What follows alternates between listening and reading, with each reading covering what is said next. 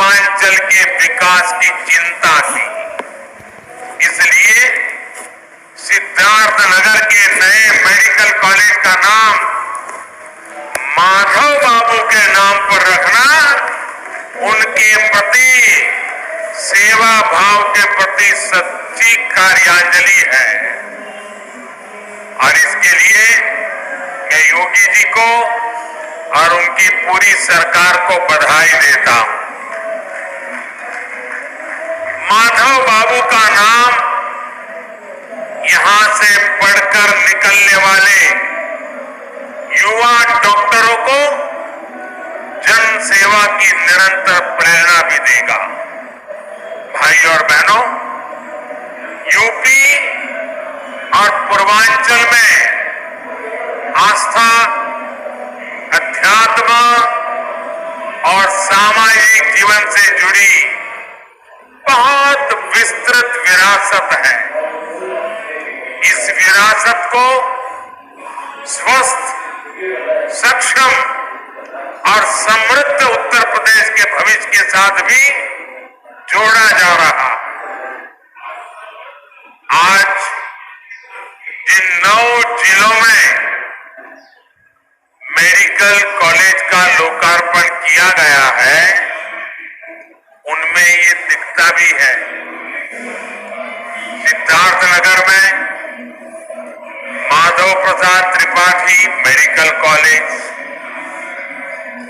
देवरिया में महर्षि देवराहा बाबा medical college, Ghazipur में महर्षि Vishwamitra medical college, Mirzapur में मां विंध्यवासिनी मेडिकल कॉलेज, प्रतापगढ़ में doctor Sonelal Patel medical college, एटा में वीरांगना अवंतीबाई लोधी मेडिकल कॉलेज, फतेहपुर में महान योद्धा अमर शहीद जोधा सिंह और ठाकुर दरिया सिंह के नाम पर मेडिकल कॉलेज, जौनपुर में उमानाथ सिंह मेडिकल कॉलेज और हरदोई ऐसे कितने 9 मेडिकल कॉलेज, ये सभी मेडिकल कॉलेज अब पूर्वांचल के कोटि-कोटि जनों की सेवा करने के लिए तैयार है।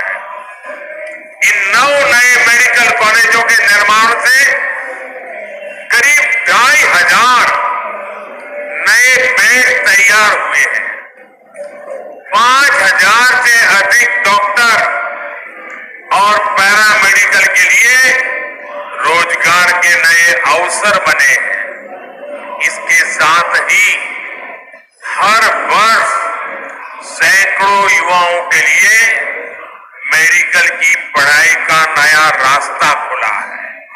साथियों, जिस पूर्वांचल को पहले की सरकारों ने बीमारियों से जूझने के लिए छोड़ दिया था, वही अब पूर्वी भारत का मेडिकल हब बनेगा। अब देश को बीमारियों से बचाने वाले अनेक डॉक्टर, ये धरती देश को डॉक्टर देने वाली है। जिस पूर्वांचल की छवि पिछली सरकारों ने खराब कर दी थी, जिस पूर्वांचल को दिमागी बुखार से हुई दुखद मौतों की वजह से बदनाम कर दिया गया था,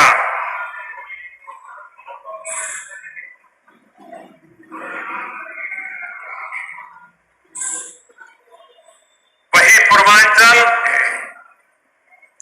वही उत्तर प्रदेश पूर्वी भारत को सेहत का नया उजाला देने वाला है। साथियों, यूपी के भाई बहन भूल नहीं सकते कि कैसे योगी जी ने संसद में यूपी की बदहाल मेडिकल व्यवस्था की प्रथा सुनाई थी। योगी जी तब मुख्यमंत्री नहीं थे, एक सांसद थे और बहुत छोटी आयु की वो सांसद बने थे। और अब आज यूपी के लोग ये भी देख रहे हैं कि जब योगी जी को जनता जनार्दन ने सेवा का मौका दिया तो कैसे उन्होंने दिमागी बुखार को बढ़ने से रोक दिया। इस क्षेत्र के हजारों बच्चों का जीवन बचा लिया। सरकार जब संवेदनशील हो, गरीब का दर्द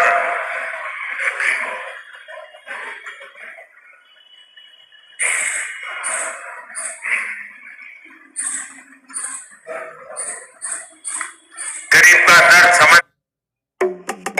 डाउनलोड कीजिए गूगल पे और अपने आसपास की दुकानों पे क्यूआर पेमेंट्स कीजिए जल्दी से, पर बैंक और गूगल पे दोनों की सिक्योरिटी के साथ। जल्दी करेंगे, जल्दबाजी नहीं।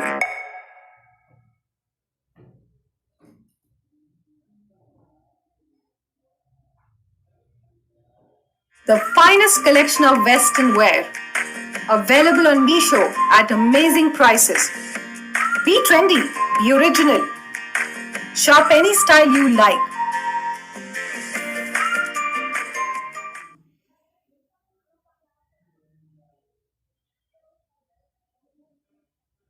समझने के लिए मन में करुणा का भाव हो तो इसी तरह का काम होता है। भाइयों और बहनों, हमारे देश में आजादी के पहले और उसके बाद भी मूलभूत चिकित्सा और स्वास्थ्य सुविधाओं को कभी प्राथमिकता नहीं दी गई। अच्छा इलाज चाहिए तो बड़े शहर जाना होगा, अच्छे डॉक्टर से इलाज कराना है तो बड़े शहर जाना होगा। रात बेरात किसी की तबीयत खराब हो गई तो गाड़ी का इंतजाम करो और लेकर भागो शहर की तरफ। हमारे गांव देहात की यही सच्चाई रही है। गांवों के कस्बों में जिला मुख्यालय तक में बेहतर स्वास्थ्य सुविधाएं मुश्किल से ही मिलती थी। इस कष्ट को मैंने भी भोगा है, महसूस किया। देश के गरीब, दलित, शोषित, वंचित, देश के किसान, गांव के लोग, छोटे छोटे बच्चों को सीने से लगाए इधर उधर दौड़ रही माताएं। हमारे बुजुर्ग जब स्वास्थ्य की बुनियादी सुविधाओं के लिए सरकार की तरफ देखते थे तो उन्हें निराशा ही हाथ लगती थी। इसी निराशा को मेरे गरीब भाई बहनों ने अपनी नीति मान लिया था। जब 2014 में आपने मुझे देश की सेवा का अवसर दिया, तब पहले की स्थिति को बदलने के लिए हमारी सरकार ने दिन रात एक कर दिए। जनमानस के कष्ट को समझते हुए, सामान्य मानवी की पीड़ा को समझते हुए, उसके दुख दर्द को साझा करने में हम भागीदार बने। हमने देश के स्वास्थ्य सुविधाओं को सुधारने के लिए, आधुनिकता बनाने के लिए एक महायज्ञ शुरू किया, अनेक योजनाएं शुरू। लेकिन मुझे इस बात का हमेशा अफसोस रहेगा कि यहां पहले जो सरकार थी उसने हमारा साथ नहीं दिया। विकास के कार्यों में वो राजनीति को ले आई, केंद्र की योजनाओं को यहां यूपी में आगे नहीं बढ़ने दिया गया। साथियों, यहां अलग अलग आयु वर्ग के बहन भाई बैठे हैं। क्या कभी किसी को याद पड़ता है, और याद पड़ता है तो मुझे बताना, क्या किसी को याद पड़ता है कि उत्तर प्रदेश के इतिहास में कभी एक साथ इतने मेडिकल कॉलेज का लोकार्पण हुआ हो? हुआ है कभी? नहीं हुआ है ना। पहले ऐसा क्यों नहीं होता था और अब ऐसा क्यों हो रहा है? इसका एक ही कारण है, राजनीतिक इच्छा शक्ति और राजनीतिक प्राथमिकता। जो पहले थे उनकी प्राथमिकता पैसा बचाना, गरीब के परिवार को मूलभूत सुविधाएं देना। साथियों, बीमारी अमीर गरीब कुछ नहीं देखती है, उसके लिए तो सब बराबर होते हैं। और इसलिए इन सुविधाओं का जितना लाभ गरीब को होता है, उतना ही लाभ मध्यम वर्ग के परिवारों को भी होता है। साथियों, 7 साल पहले जो दिल्ली में सरकार थी और 4 साल पहले जो यहां यूपी में सरकार थी, वो पूर्वांचल में क्या करते थे? जो पहले सरकार में थे, वो वोट के लिए नहीं, डिस्पेंसरी की कहीं छोटे छोटे अस्पताल की घोषणा करके बैठ जाते थे। लोग भी उम्मीद लगाए रहते थे, लेकिन सालों साल तक या तो बिल्डिंग ही नहीं बनती थी, बिल्डिंग होती थी तो मशीन नहीं होती थी, दोनों हो गई तो डॉक्टर और दूसरा स्टाफ नहीं होता था। ऊपर से गरीबों के हजारों करोड़ रुपए लूटने वाली भ्रष्टाचार की साइकिल, ये भ्रष्टाचार की साइकिल 24 घंटे अलग से चलती रहती थी। दवाई में भ्रष्टाचार, एम्बुलेंस में भ्रष्टाचार, नियुक्ति में भ्रष्टाचार, ट्रांसफर पोस्टिंग में भ्रष्टाचार। इस पूरे खेल में यूपी में कुछ परिवारवादियों का तो खूब भला हुआ। भ्रष्टाचार की साइकिल तो खूब चली, लेकिन उसमें पूर्वांचल और यूपी का सामान्य परिवार पिसता चला गया। सही ही कहा जाता है, जाके पावन फटी दिवाई, जाके पावन फटी दिवाई, वो क्या जाने पीर पर आई। साथियों, बीते वर्षों में डबल इंजन की सरकार ने हर गरीब तक बेहतर स्वास्थ्य सुविधाएं पहुंचाने के लिए बहुत ईमानदारी से प्रयास किया है, निरंतर काम किया है। हमने देश में नई स्वास्थ्य नीति लागू की ताकि गरीब को सस्ता इलाज मिले और उसे बीमारियों से भी बचाया जा सके। यहां यूपी में भी 90 लाख मरीजों को आयुष्मान भारत के तहत मुफ्त इलाज मिला है। इन गरीबों के आयुष्मान भारत की वजह से करीब करीब 1000 करोड़ रुपए इलाज में खर्च होने से बचे हैं। आज हजारों जन औषधि केंद्रों से बहुत सस्ती दवाएं मिल रही हैं। कैंसर का इलाज, डायलिसिस और हार्ट की सर्जरी तक बहुत सस्ती हुई है। शौचालय जैसी सुविधाओं से अनेक बीमारियों में कमी आई है। यही नहीं, देश भर में बेहतर अस्पताल कैसे बने और उन अस्पतालों में बेहतर डॉक्टर और दूसरे मेडिकल स्टाफ कैसे उपलब्ध हो, इसके लिए बहुत बड़े और लंबे विजन के साथ काम किया जा रहा है।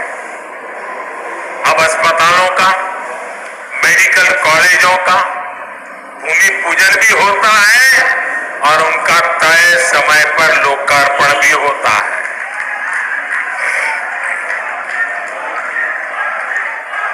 योगी जी की सरकार से पहले जो सरकार थी, उसने अपने कार्यकाल में यूपी में सिर्फ 6 मेडिकल कॉलेज बनवाए थे।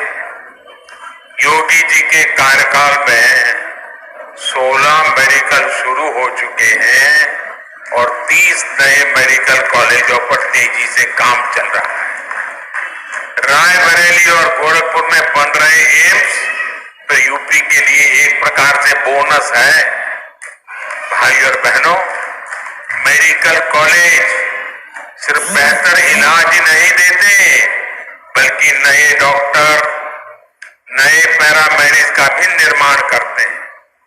जब मेडिकल कॉलेज बनता है तो वहां पर विशेष प्रकार की laboratory training centre, nursing unit, medical unit और रोजगार के अनेक नए साधन बनते हैं।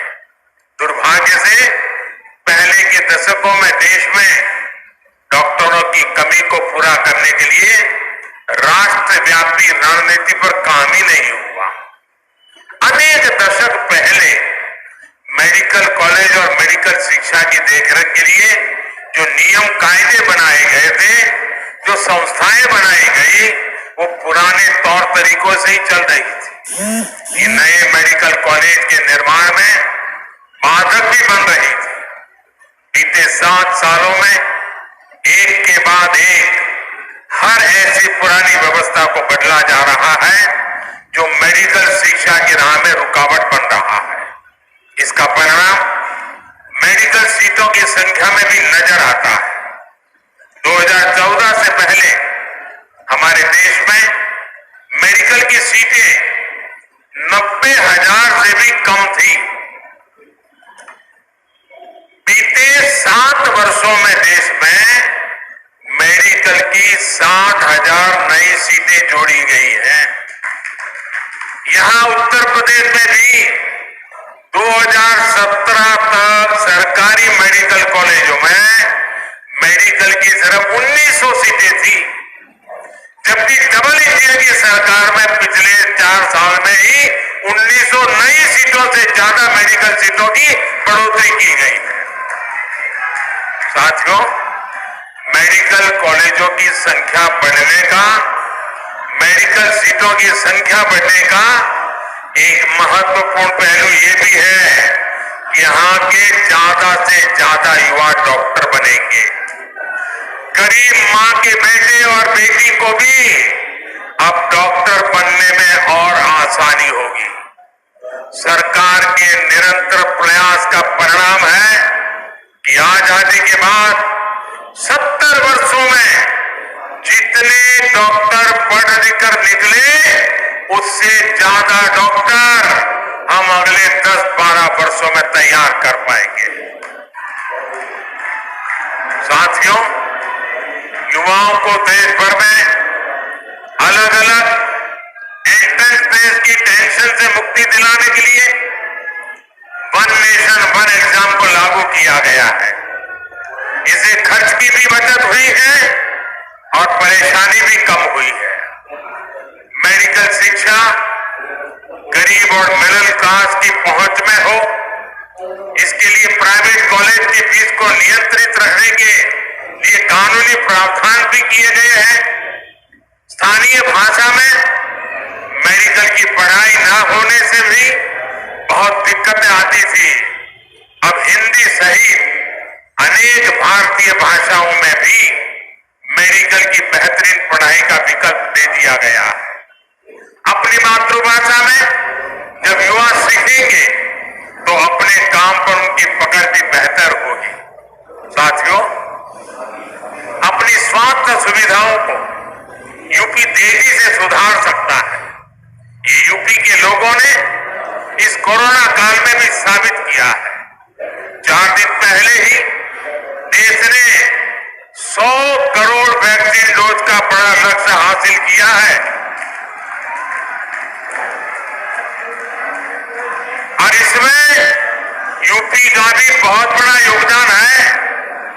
मैं यूपी की समस्त जनता, कोरोना वॉरियर्स, सरकार, प्रशासन और इससे जुड़े सभी लोगों को बधाई देता हूं।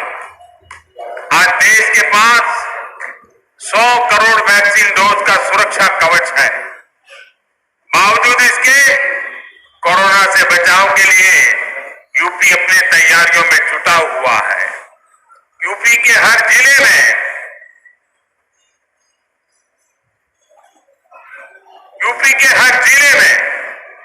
कोरोना से निपटने के लिए बच्चों की केयर यूनिट या तो बन कोविड की जांच के लिए आज यूपी के पास 60 से ज्यादा लैब मौजूद है। 500 से ज्यादा नए ऑक्सीजन प्लांट भी पर भी तेजी से काम चल रहा है। साथियों, यही तो सबका साथ, सबका विकास, सबका विश्वास और सबका प्रयास, यही तो उसका रास्ता है। जब सभी स्वस्थ होंगे, जब सभी को अवसर मिलेंगे, तब जाकर सबका प्रयास देश के काम आएगा। दीपावली और छठ का पर्व इस बार पूर्वांचल में आरोग्य का नया विश्वास लेकर आया है। ये विश्वास तेज विकास का आधार बने, इसी कामना के साथ नए मेडिकल कॉलेज के लिए पूरे यूपी को फिर से बहुत बहुत बधाई और धन्यवाद देता हूं। आप भी इतनी बड़ी तादाद में हमें आशीर्वाद देने के लिए आए, इसलिए मैं विशेष रूप से आपका आभार व्यक्त करता हूं। बहुत बहुत धन्यवाद।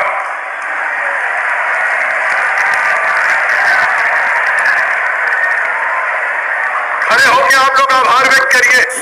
मोदी मोदी मोदी, जोरदार तालियों से आभार व्यक्त करिए। आज मेडिकल कॉलेज की सौगात आदरणीय प्रधानमंत्री मोदी।